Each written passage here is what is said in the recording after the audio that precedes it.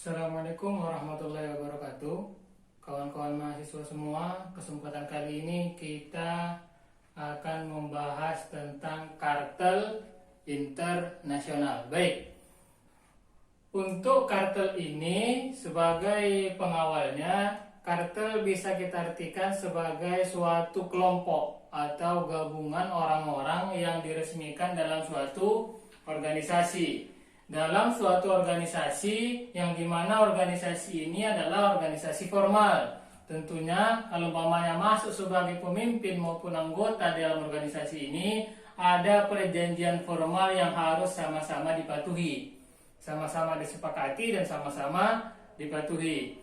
Perjanjian formal ini isinya apakah ketuanya maupun produsennya itu adalah sekelompok dari produsen. Produsen ini adalah penjual ataupun penghasil, ya, bisa kita katakan sebagai penghasil. Kalau umpamanya tidak menghasilkan suatu barang atau jasa, bisa diartikan sebagai penjual, yang dimana itu secara masyarakatnya jatuhnya sebagai pemilik jadinya, ya, yang dimana mereka itu sekelompok produsen ini mengatur atau memanipulasi. Kata memanipulasi ini berkesan negatif.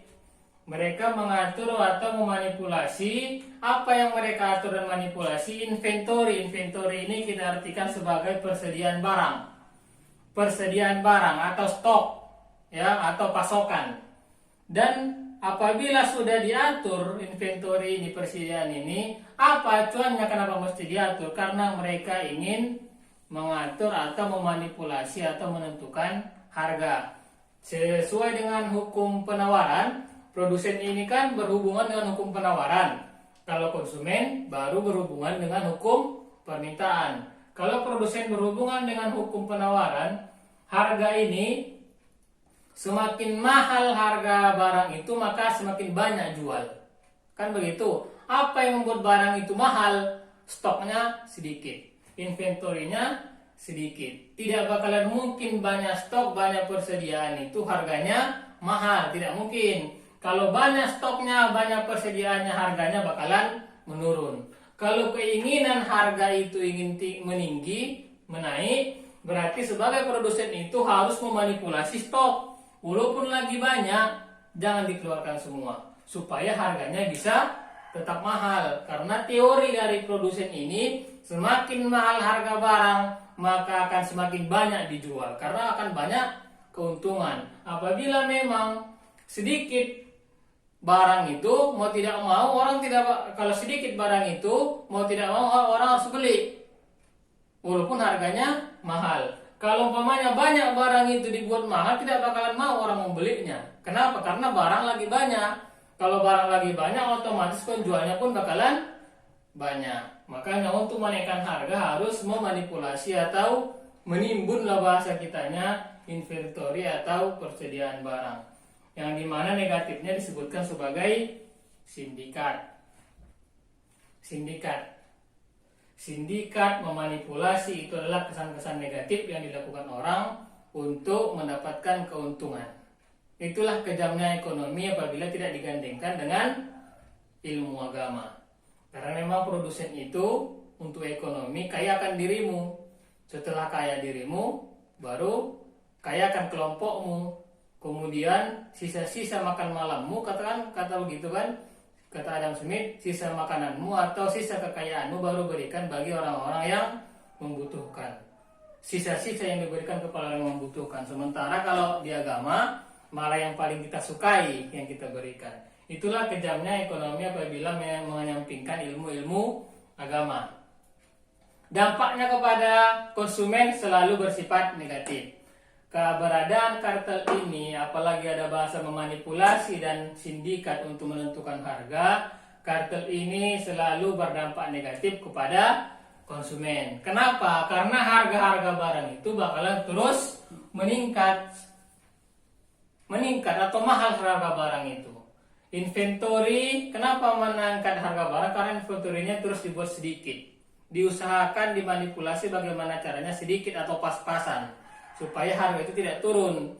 Kalau tidak tetap naikkan. Nah, itu kan sifat penjual lah begitu. Karena kalau mamanya banyak dijual lagi mahal harganya banyak untungnya.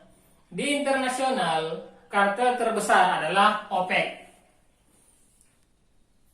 Organization of the Petroleum, berarti produsen minyak, ya kan?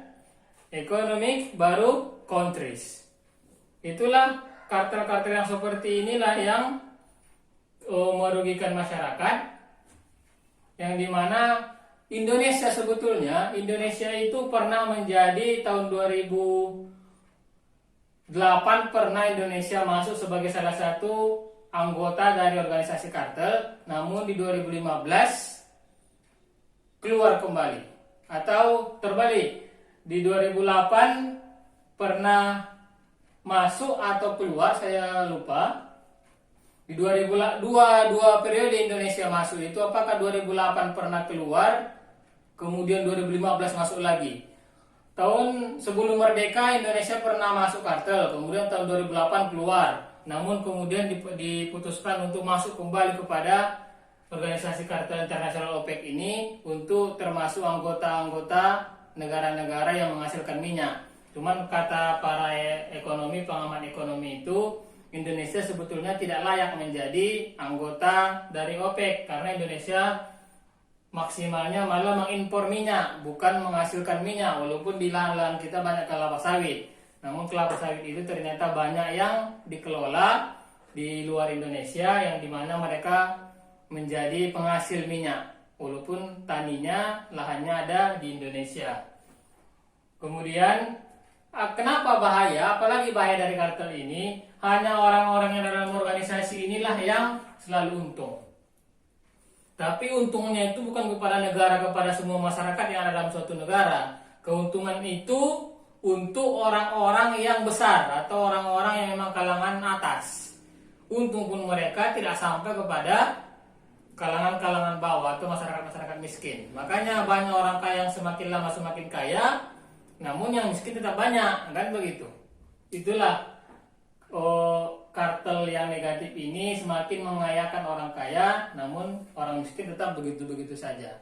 Ya, ini sekilas untuk kartel, yang dimana ini kalau saya simpulkan jatuhnya kepada sifat negatif. Ya, kalau kita gandeng dengan ilmu agama, nanti bahan lengkapnya untuk dijelaskan kembali dengan bahasa masing-masing bisa dibaca dari buku pegangan kita. Saya cukupkan sekian. Assalamualaikum warahmatullahi wabarakatuh.